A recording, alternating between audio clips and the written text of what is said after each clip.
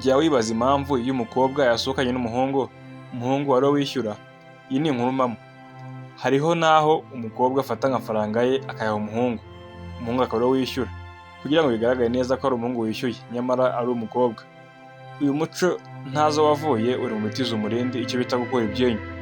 Iki kiganiro kigaruka ku mpamvu ituma abahungu bakomeje gukurwa ibyinyo. Kora subscribe, like, share na comment. Iyi ni Manzi KM, ubundi tugumane. Kuki amafaranga y'abakobwa ari nakorwaho mu rukundo?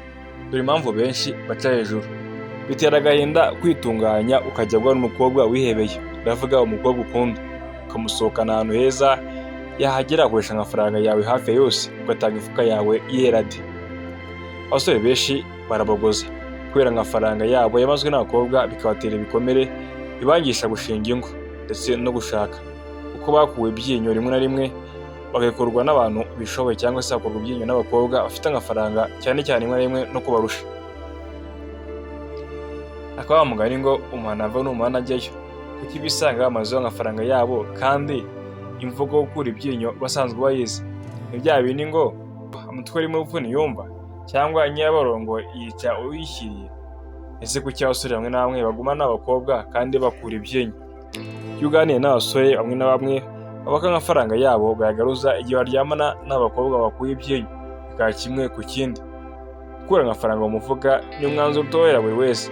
Byagera ku bagabo bayahonga abakobwa bakundana cyangwa abagore bigahindura sura, kuko basigara bijuta nk'abasahuwe kandi bayikuriye umufuka ku neza, nta muntu bahase rwose. Ugasanga abasore bemera ko mu rukundo afite inshingano zo kwita ku mukobwa, kwita ku bibazo by'umukobwa, kwita ku bushobozi bwabo.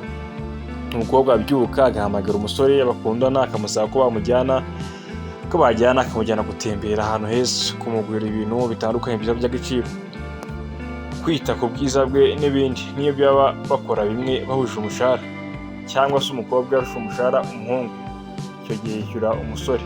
Niwo muco uhari. Ariko se umusore we ahamagara nde igihe yaburaniwe? Ndavuga igihe byamushobeye, yakubitswe, cyangwa se ari broke, uko imvugo zino minsi zikunda kubivuga. Kuki amafaranga y'abakobwa ari nakorwaho mu rukundo? Ni kuko umusore w'umukene nta mugore ushobora kumukunda uretse nyina. Ibyo abantu benshi bakunda kwibaza.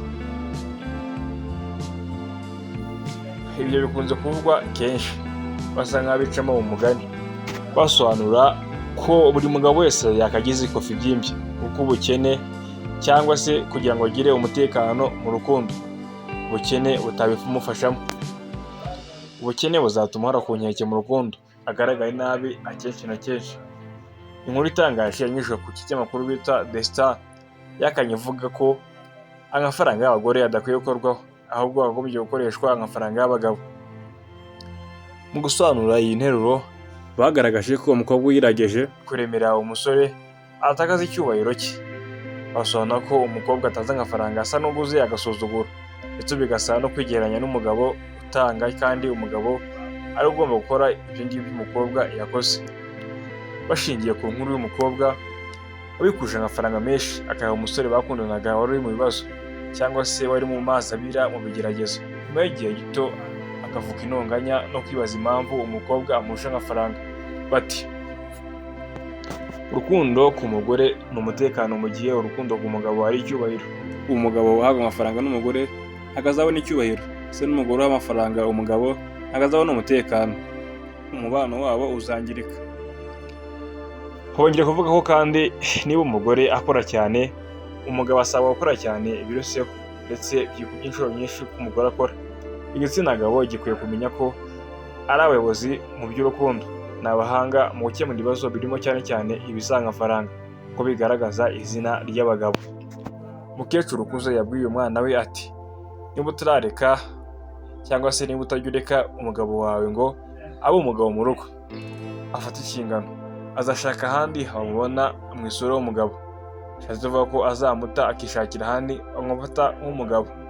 Ese ibi ni ibihamya ko abakobwa batera agati mu ryinyo, abasore bakavunika bonyine? Ese nta bakobwa bakoresha amafaranga yabo mu rukundo kandi bakomeza kubana neza n'abo bakundana? Urukundo burya ni urwa mwembi, umukobwa cyangwa umuhungu. Uwo mukobwa natangira kujya gusaba amafaranga iyo ugendera kure, ujye umenya ko umuntu atagenzwa na kamwe, cyangwa ukagenzura ikimugenza, kuko ntabwo wagenzwa n'amahoro. Urukundo rwe rugererwa ku mashyi. Abasore benshi bafata igihe cyo kugenzura ibyinshi ku bakobwa batereta, harimo n'uburyo bakoresha amafaranga yabo.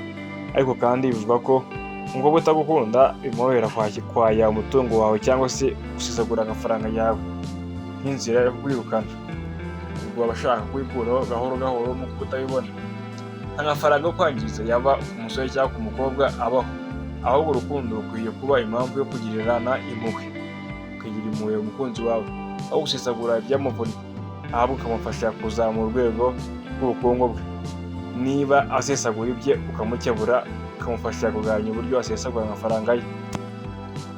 Niba ukunda umuntu cyangwa se niba urukundo ukunda umukunzi wawe ushingiye ku mafaranga, urukundo ntabwo ari urwa nyarwo.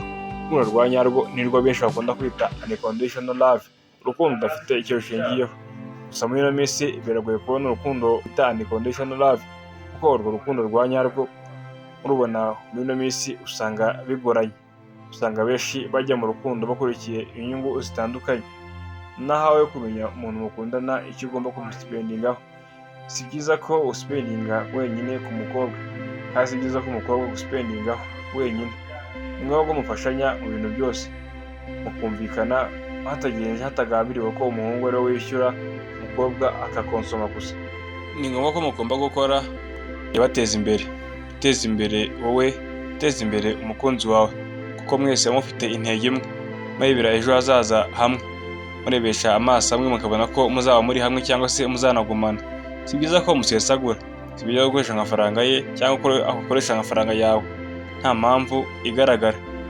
Ni byiza kugurirana cyangwa se gufashanya, ntabwo tubyanze, ariko shyiramo ubwenge, shyiramo logique. Nahawe kubaka ubucuti bwiza, kubaka ubucuti buzaramba, ubucuti budashingiye ku kintu icyo ari cyo cyose uretse urukundo, nubwo bigoye muri iki gihe. Ariko ugomba gushishoza mbere yo guhitamo umuntu mukundana. Tukwifuriza amahirwe n'uwo mukundana cyangwa se n'umukunzi wawe. Aha niho nsohoye ikiganiro cy'uyu munsi nabateguriye.